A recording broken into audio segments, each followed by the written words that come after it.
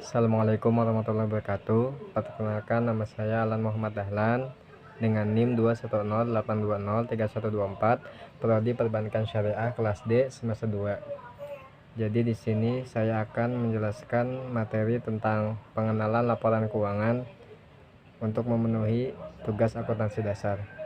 Kita mulai dari definisi. Adapun definisi dari laporan keuangan adalah laporan yang berisi pencatatan uang dan transaksi yang terjadi dalam bisnis, baik transaksi pembelian maupun penjualan dan transaksi lainnya yang memiliki nilai ekonomi dan moneter. Biasanya laporan ini dibuat dalam periode tertentu.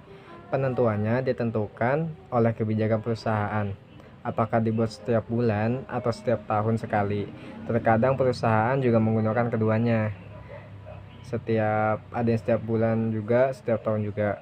Nah, laporan keuangan dibuat untuk mengetahui kondisi finansial perusahaan secara keseluruhan, sehingga para stockholder dan pengguna informasi akuntansi bisa melakukan evaluasi dan cara pencegahan dengan tepat dan cepat jika kondisi keuangan usaha mengalami masalah atau memerlukan perubahan.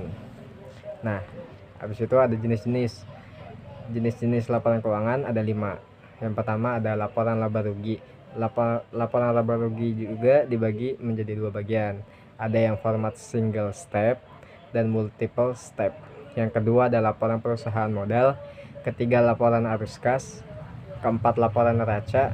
Kelima, catatan atas laporan keuangan atau CALK. Kita bahas satu-satu.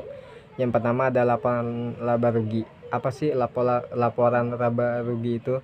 Laporan laba rugi adalah laporan keuangan yang bisa digunakan oleh perusahaan untuk mengetahui bagaimana posisi keuangan laba dan rugi perusahaan. Nah, adapun fungsinya adalah untuk menilai kinerja keuangan. Laporan laba rugi yang dibuat untuk perusahaan merupakan acuan untuk kondisi perusahaan dan pengambilan langkah selanjutnya bagi pemimpin perusahaan. Nah, komponennya itu yang pertama ada pendapatan. Pendapatannya itu diperoleh baik operasional maupun non operasional. Yang kedua ada laba rugi usaha. Ketiga ada beban pinjaman. Keempat beban pajak. Kelima laba rugi perusahaan. Dan terakhir ada biaya operasional. Nah, kan tadi laporan laba rugi dibagi menjadi 2 jenis. Nah, yang pertama ada laporan laba rugi single step.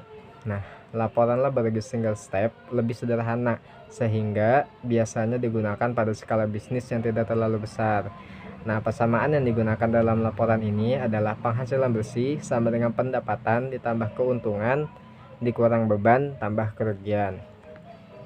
Yang kedua ada laporan laba rugi multiple step.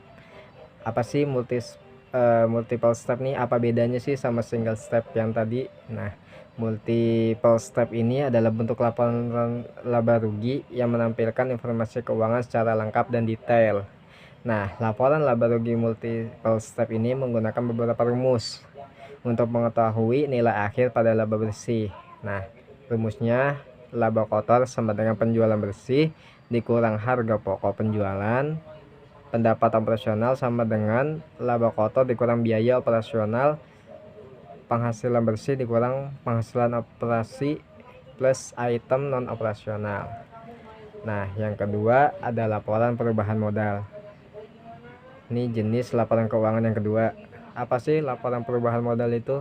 Laporan perubahan modal adalah jenis laporan keuangan yang menggambarkan perubahan baik berupa peningkatan atau penurunan aktiva bersih selama satu periode, berisi tentang besarnya perubahan modal keuangan yang terjadi.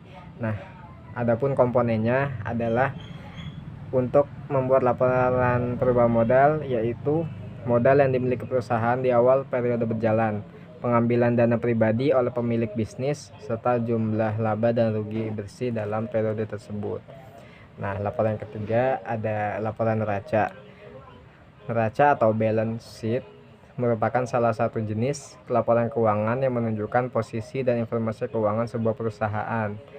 Dalam laporan neraca, kita akan melihat informasi tentang aset, kewajiban, dan modal perusahaan secara lengkap dan rinci. Nah, untuk menyusun laporan neraca perusahaan terdapat beberapa komponen neraca yang perlu disiapkan, yaitu jumlah aktiva, baik berupa harta atau aset, kewajiban berupa hutang dan ekuitas atau modal perusahaan, Dalam neraca juga terdapat 3 unsur, yaitu pertama ada aset, liabilitas, dan ekuitas. Untuk membuat neraca, kita dapat menggunakan pedoman persamaan dasar akuntansi, yaitu aset sama dengan kewajiban ditambah modal. Yang keempat ada laporan arus kas. Nah, jenis laporan ini yakni laporan arus kas atau cash flow statement. Laporan arus kas memberikan informasi tentang aliran kas perusahaan yang masuk dan keluar. Selain itu, laporan arus kas juga berfungsi sebagai indikator untuk memprediksi arus kas di periode yang akan datang. Nah, aktivitas utama dari arus kas ini ada 3. Yang pertama ada aktivitas operasi atau operating activities, atau 2 aktivitas investasi investing activities, 3 aktivitas pendanaan atau financing activities. Nah, laporan keuangan yang terakhir ada catatan atas laporan keuangan. Nah, apa sih catatan atas laporan keuangan itu? Nah, jadi ini tuh merupakan bagian salah satu jenis atau bentuk dari laporan keuangan suatu entitas perusahaan. Namun, catatan atas laporan keuangan ini sebenarnya bukanlah hal yang wajib dibuat oleh perusahaan, sehingga biasanya perusahaan yang membuat laporan ini adalah perusahaan-perusahaan dengan skala besar atau perusahaan yang sudah go public. Nah, tujuan pembuatan laporan terkait informasi keuangan ini adalah untuk memberikan penjelasan yang lebih rinci.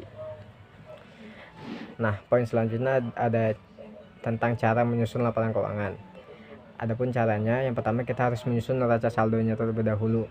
Kemudian kumpulkan data yang diperlukan untuk membuat jurnal penyesuaian, lalu menyusun neraca lanjutnya, kemudian mulai menyusun laporan keuangannya.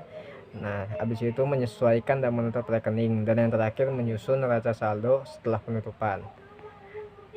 Nah, pasti ada tujuannya dong membuat laporan keuangan itu. Nah, tujuannya itu yang pertama ada untuk mengetahui informasi aset, yang kedua mengetahui jumlah modal, yang ketiga arus kas, keempat alat pertanggungjawaban pihak manajemen, kelima sebagai alat pertimbangan pemilik perusahaan, yang keenam pencapaian target manajemen, yang ketujuh alat pertimbangan bagi pemegang saham, dan yang kedelapan bahan evaluasi kreditur. Mungkin itu yang materi yang dapat saya sampaikan. Kurang lebihnya mohon maaf. Semoga bermanfaat bagi kita semua, khususnya saya sendiri. Wassalamualaikum warahmatullahi wabarakatuh.